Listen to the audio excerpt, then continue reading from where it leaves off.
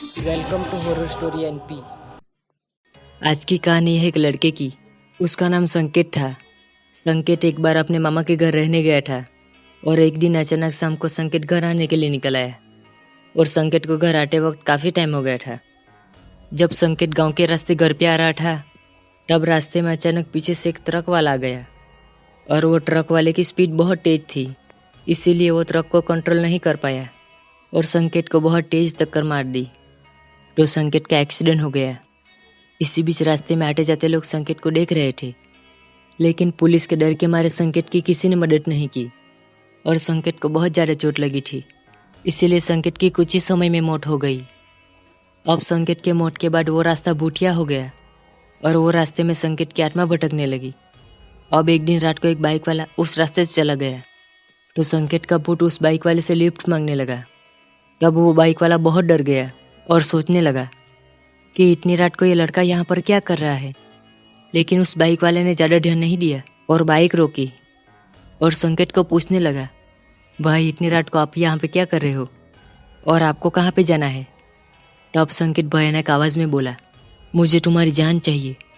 ऐसा सुनते ही बाइक वाला इतना डर गया वो तुरंत वहाँ से बाइक लेके चला गया। और वो रास्ते में से कोई भी वहाँ से जाता है तो संकेत की आत्मा सबको बहुत डराती है। तब से वो रास्ते में से कोई भी रात को आता जाता नहीं था। अब थोड़े दिन बीत जाने के बाद एक कार वाला उस रास्ते पे गलती से आ गया और वो कार वाले ने संकेत को देखकर कार रोक दी और संकेत को पूछा, भाई ये रास्ता कहाँ पे जाता है। तो संकेत कुछ देर के बाद बोला, ये रास्ता मौत की ओर जाता है। ये सुनते ही कार वाला बहुत डर जाता है और वो बोलने लगा, भाई ये क्या कह रहे हो। तो संकेत ने जवाब दिया, मैंने सही तो बोला। तो कार वाले ने संकेत को पूछा, भाई तुम्हारे साथ क्या हुआ था। तो संकेत ने जवाब दिया, एक दिन रात को यहाँ पे मेरा एक्सीडेंट हो गया और मैं यहाँ पर तड़प कर मर गया। उस रात सब लोग मेरा यहाँ पर मौत का तमाशा देख रहे थे। उस रात को मेरी किसी ने मदद नहीं की, इसीलिए मेरी यहाँ पर ही मौत हो गई। अब इस रास्ते से कोई भी जाएगा उसे मैं नहीं छोड़ूंगा, क्योंकि उस रात को मेरी किसी ने मदद नहीं की थी। तब कार वाला बोला, मैंने तुम्हारा क्या बिगाड़ा है, मुझे क्यों मारना चाहते हो। तो संकेत बोला, मैं किसी को नहीं छोड़ूंगा। ऐसा कहते ही संकेत ने उसको मारने की कोशिश की।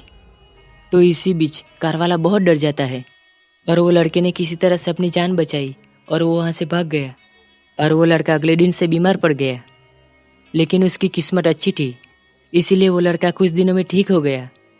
तब से वो रास्ता रात को सुनसान ही रहता है और सब लोग वहाँ से गुजरने से भी डरते हैं।